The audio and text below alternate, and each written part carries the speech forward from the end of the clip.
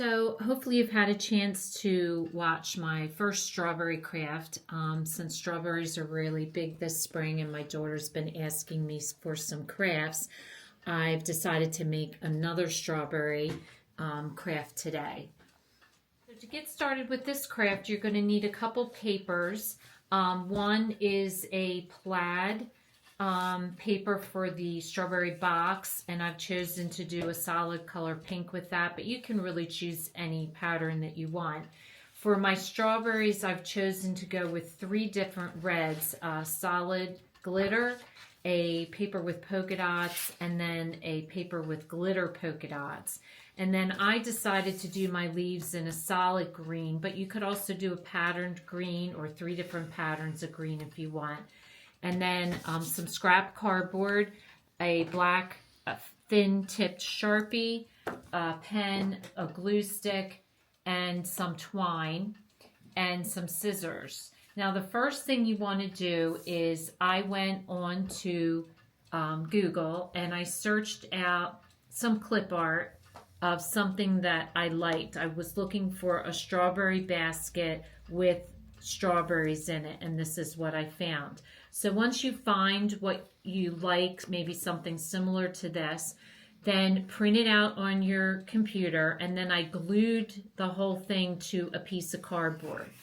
And then before I start cutting out, the first thing I did was I made a stencil of the entire thing, because this is going to be our backing. I'm going to use a piece of cardboard for the back of the project, and we're going to glue our papers onto it. So once I have the solid piece that I'll use as my stencil, then what I went ahead and did was I cut each piece apart. So I cut each of these and the centerpiece, this, and then I cut each of the strawberries apart. So each of these now are individual stencils that I'm going to be using. So this stencil, along with these 3 pieces, I'm going to do in the pink. And then this piece will get the plaid. And then each of my strawberries will get a different strawberry colored red paper. And then the leaves will get the green. So I'm going to go ahead and stencil them onto my papers and cut my papers out. Now, the one thing I wanted to point out, the first piece I'm going to glue down is the basket part. I had cut these pieces out, but when I went to do my stencil, I stenciled straight across, because that way you don't have to worry about fitting in those pieces. And then the other thing that I did, you'll notice this is where I drew my line, and I cut just a little bit above, because when you're gluing your papers down, you want to have a tiny bit of overlap so that you don't have any cardboard showing. So for here, I put a little overlap at the top, so then I can glue this pink piece over it and it fits perfectly. And that's the same with these pieces down here. I'm going to glue these on, and that way I don't have to worry about fitting them into the hole. But before I get started gluing, I'm going to take my Sharpie marker and I'm just going to trace an outline of these 3 items and the pink item at the top. So now that I've traced my 4 pink pieces of paper, you'll notice I did not trace this one purposely, and I'll explain when I get to that step. But the next step I'm going to do is take my glue stick and I'm going to glue the pieces, starting with this piece and then this piece, and then I'll put these 3 pieces on. And if you want like a real guide, you could put this over top as you glue them on.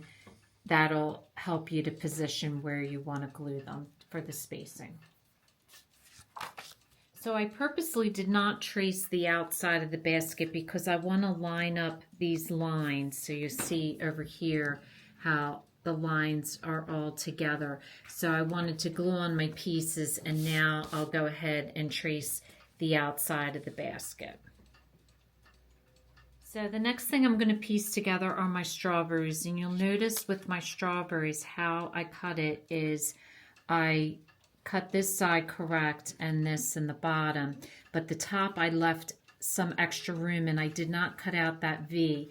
So that way, when you put your leaf over, you don't have to worry about it'll cover everything. So when you go to cut out your strawberries, just add a little extra paper to the top, cut the 3 sides exact, and then that way they'll fit in.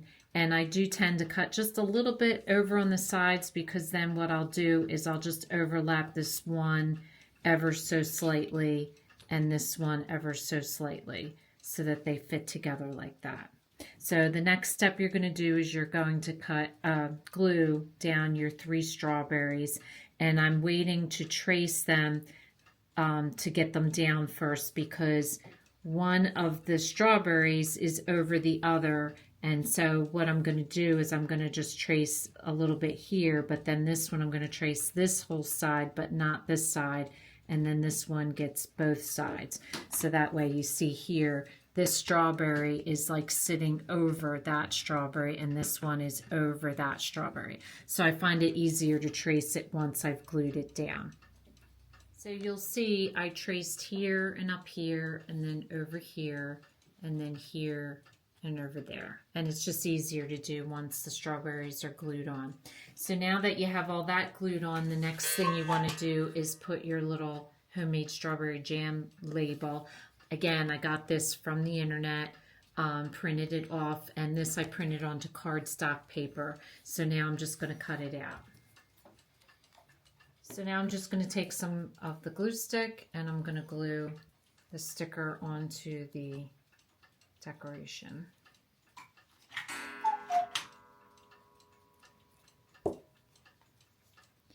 And then the last step will be your twine. So I'm going to make a twine bow first. And again, the easiest way to do this is to do just 2 bunny ears and tie it into a knot. And make the bow the size that you want it, like so, and then cut off the end. And I'm going to take a little bit of tacky glue to glue my bow down, just because it'll stay better. So the last step is to take a piece of twine that you're going to use to make the door hanger, if you're going to make it a door hanger. And then all I did was, because it's cardboard, I just taped the 2 ends to the back. So this makes a really cute summer craft, and like I said, strawberries are really in this year. You can hang it on a doorknob, you could hang it on your door, and the nice thing about it again is it's light, so you can even use a suction cup somewhere and hang it up that way.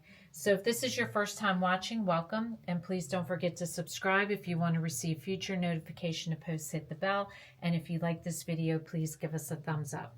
Thanks for watching, and we'll see you again soon.